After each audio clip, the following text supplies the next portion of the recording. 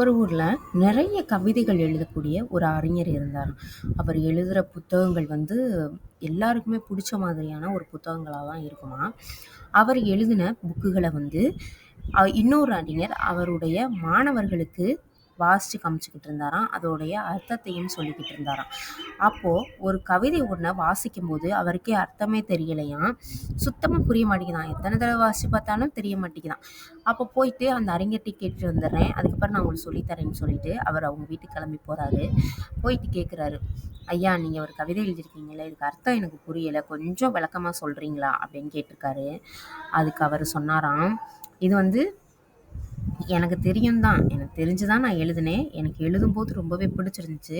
இத வாசிக்கும்போதும் எனக்கு ரொம்பவே பிடிச்சிருக்கு. ஆனா, அதோட அர்த்தத்த மட்டும் கேட்காதீங்க. அது எனக்கே தெரியல அப்படின்னு சொன்னாராம்.